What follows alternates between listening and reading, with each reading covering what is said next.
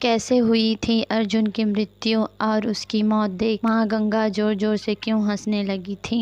महाभारत में हर चरित्र किसी न किसी का अवतार था और इस कारण सब इतने शक्तिशाली थे कि किसी भी की मृत्यु साधारण तरीके से संभव नहीं था। इसलिए सबकी मौत के लिए ताने बाने बुने गए और अधिकतर रास्ते श्री कृष्ण द्वारा ही सुझाव किए गए हैं, क्योंकि एकमात्र वही थे जो सभी योद्धाओं का रहस्य जानते थे। लेकिन श्री कृष्ण के होने के बावजूद उसका प्रिय अर्जुन भी एक बार मृत्यु को प्राप्त हुआ था और उसके मौत से उस वक्त सबसे अधिक माँ गंगा प्रसन्न हुई थी। ऐसा क्यों हुआ था और माँ गंगा को अर्जुन से क्या दुश्मनी थी, ये जानते हैं। महाभारत में धर्म युद्ध को जीतने के लिए जिन योद्धाओं का मरना बेहद आवश्यक था, उनमें से एक योद्धा भीष्म पितामह थे। उनके नेतृत्व में कौरवों का हराना नामुमकिन था, लेकिन इन्हें मानना भी संभव नहीं था क्योंकि इन्हें वरदान प्राप्त था। इसलिए श्री कृष्ण को षड्यंत्र करना पड़ा, जिसमें वो शिखंडी को लेकर युद्ध भूमि में आए। किन्नर होने के बावजूद शिखंडी को भीष्म स्त्री मानते थे और उस पर हथियार नहीं चला सकते थे। शिखंडी को युद्ध में सामने देख भीष्म पितामह ने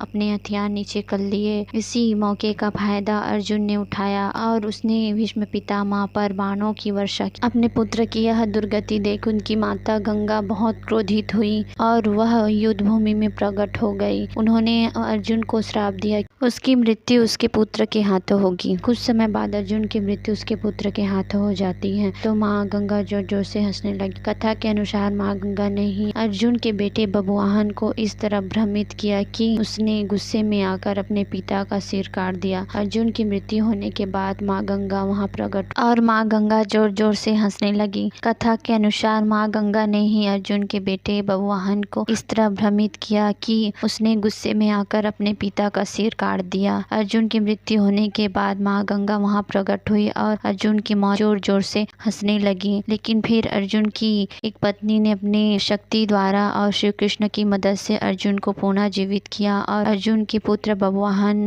को माँ गंगा की माया से मुक्त किया। श्री कृष्ण ने क्रोधित माँ गंगा को समझाया कि युद्ध भूमि पर भीष्म की मृत्यु होना धर्म की रक्षा के लिए बहुत ही आवश्यक था। तब कहीं जाकर माँ गंगा शांत हुई।